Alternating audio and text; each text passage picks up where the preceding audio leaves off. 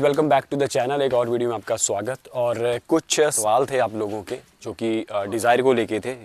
पिछले वीक ही मैंने डिज़ायर को सेल किया है। सो अब मेरे पास गाड़ी नहीं है। ये घर वाली गाड़ी को लेके ही हमारा सर्च जो है वो एक नई कॉम्पैक्ट एसयूवी के लिए चल रहा है। कौन सी परचेज करनी चाहिए उसके लिए आप नीचे कमेंट सेक्शन में अपनी राय ज़रूर दें। और सबसे पहला क्वेश्चन था कि जो गाड़ी थी मेरी वो उसको हमने कितने में सेल किया है, तो वो इस वीडियो में शेयर करेंगे। दूसरा ये चीज़ बता दूं कि 2013 मॉडल थी, BDI मॉडल था वो, एंड लगभग 76,000 के आसपास चली हुई थी। और अगर आप एक गाड़ी सेकंड हैंड गाड़ी परचेज करना चाह रहे हो 2013 मॉडल BDI या फिर होंडा अमेज, तो वो कितने की होनी चाहिए वो इस वीडियो में मैं डिस्कस करने वाला हूँ। कंपैरिजन माइलेज का दोनों को कैसा रहता है एंड कौन सी आपको चूज करनी चाहिए दोनों में से, एंड दोनों में प्राइस का डिफरेंस, अगर सेम मॉडल आप परचेज करते हो तो प्राइस का क्या डिफरेंस रहने वाला है वो इस वीडियो में डिस्कस करेंगे। तो सबसे पहले मैं ये बता दूं कि मैंने कितने में सेल की। काफ़ी सारे कमेंट मुझे आए थे कि 2,70,000, 2,80,000, और मेरा जो कार 24 का ऑफर था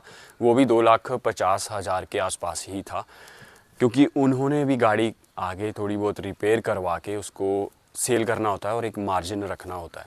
सो उनका प्राइस वही था, 270 के आसपास था, तो जो बहुत कम था। मार्केट प्राइस की बात कर रहे हैं 2013 मॉडल BDI, अगर फर्स्ट ऑनर है, बिल्कुल सही कंडीशन है, कोई भी दिक्कत गाड़ी में नहीं है और बिलो 1 लाख चली हुई है, तो उसका रेट मेरे हिसाब से 3,50,000 के आसपास होना चाहिए अगर गाड़ी बिल्कुल परफेक्ट है। और अगर सेकंड ऑनर या थर्ड ऑनर है तो उसके हिसाब से 20-30 हज़ार रुपया जो है वो डाउन आ जाता है।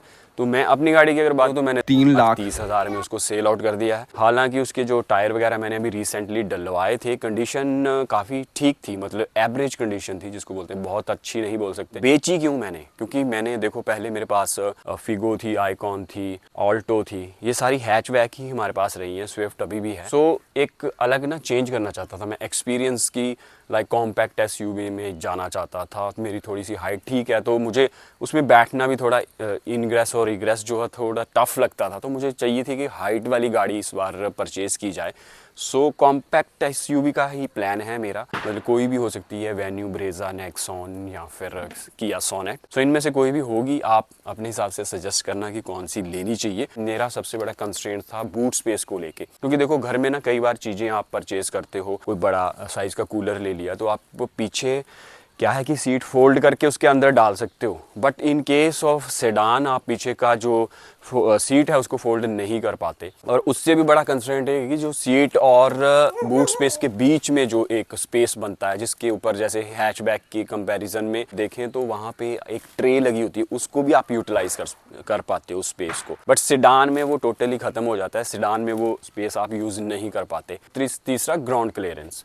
सो ये सब चीज़ें हैं। और चौथा ये भी मान सकते हैं कि मॉडल भी थोड़ा पुराना हो चुका था, तो थोड़ा सोचा कि अपग्रेड किया जाए, तो इन सब चीज़ों को लेके मैंने सोचा कि इसको चेंज कर लेते हैं। 3.5 लाख 13 मॉडल, अगर बिल्कुल परफेक्ट कंडीशन में गाड़ी, सब कुछ, एक भी पैसा लगाने की आपको ज़रूरत नहीं है, तो आप 3.5 के आसपास, 3.35 के आसपास अपना लोकल नंबर है, तो आप इस हिसाब से गाड़ी का प्राइस जो है वो लगा सकते हो। क्योंकि उसका रीज़न ये है कि गाड़ियों की, जो नई गाड़ियों की कीमत बहुत ज़्यादा बढ़ चुकी है, गाड़ी की टोटल कंडीशन पे डिपेंड करता है। और रही बात होंडा अमेज की, तो वो भी बहुत अच्छी गाड़ी हमारे पास वो भी थी, अभी रिसेंटली हमने उसको सेल आउट किया है। सो बहुत अच्छी है वो। उसका टर्बो भी जो है उसमें VGT लगा हुआ है, जो कि एक अच्छा एक्सपीरियंस देता है, पेट्रोल और डीजल के बीच का एक्सपीरियंस देता है आपको रनिंग में। एंड रही उसकी माइलेज की बात, तो अगर इसकी 19 है तो उसकी 21 का ही फ़र्क है, मतलब दोनों की चलाई पे डिपेंड करता है। आप दोनों से बराबर की एवरेज ले सकते हो, डिज़ायर से भी और होंडा अमेज से भी। रही प्राइस की बात, तो कोई भी मॉडल आप परचेज़ करते हो ना, डिज़ायर का और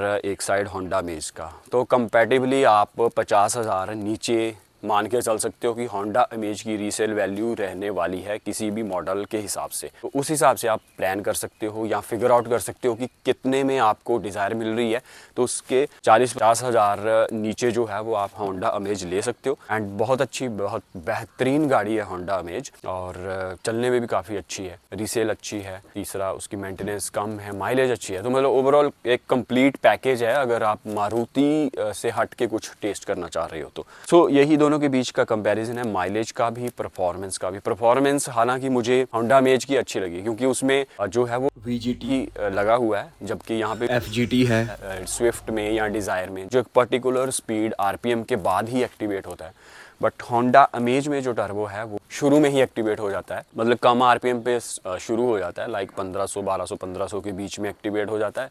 जबकि जहाँ पे जो डिज़ायर या स्विफ्ट है वो जब आप 2000 पे इंजन को रन करते हो या आरपीएम लेके जाते हो, उसके बाद आपको एक बूस्ट मिलता है जो पावर अपनी मैक्सिमम पावर प्रोड्यूस करता है। यही सारा कंपैरिजन था, इन सब चीज़ों को लेके सारा मैंने चेंज लिया। अब जो मेरा नेक्स्ट प्लान है वो कॉम्पैक्ट एसयूवी को लेने का है, और उसमें मैं यही बेनिफिट चाहता हूँ कि अपने हिसाब से पीछे वाली सीट को फोल्ड कर पाऊँ, स्पेस को यूटिलाइज कर पाऊँ, एक अच्छी ग्राउंड क्लियरेंस मुझे मिले, माइलेज अच्छी होनी चाहिए, क्योंकि डिज़ायर से मैं अपग्रेड कर रहा हूँ तो ऑब्वियस सी बात है कि मुझे अपग्रेड करना है तो अपग्रेड की ओर ही जाना है। अगर इसकी मुझे 20 की माइलेज मिलती थी तो मुझे 20 एटलीस्ट चाहिए, क्योंकि गाड़ी बड़ी होगी, वो कॉम्पैक्ट एसयूवी वेट वाइज बड़ी होगी, और उसका स्पेस का मेन है मुझे कि पीछे वाली सीट भी फोल्ड हो जाए। मतलब एक फैमिली के हिसाब से ना बंदे को जो गाड़ी लेनी चाहिए कि आप उसको मल्टीपल वे में यूज़ कर पाओ, पीछे की सीट भी फोल्ड हो जाए, अच्छी ग्राउंड क्लियरेंस भी हो, अच्छी माइलेज भी हो, और सबसे बड़ा इंपॉर्टेंट कि कल को अगर मैं उसको रीसेल करना चाहूँ तो एक अच्छी वैल्यू भी उसकी मिले मार्केट में,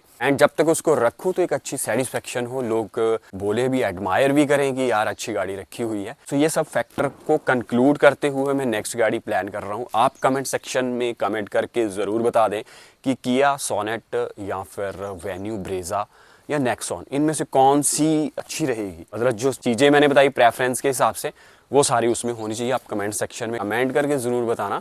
एंड अभी सर्च के लिए जो नेक्स्ट वीडियो ब्लॉग होगा वो मैं चंडीगढ़ मनी माजरा में जाऊंगा एक कॉम्पैक्ट एसयूवी की तलाश में, तो वहाँ जाके आप भी चेकआउट कर सकते हैं। सारी कार्स के रेट वगैरह मैं देखूंगा, कंपेयर करूंगा कौन सी गाड़ी कितने में मिल रही है। सो मिलते हैं चंडीगढ़ में नेक्स्ट एक और वीडियो में, तब तक के लिए bye bye and take care.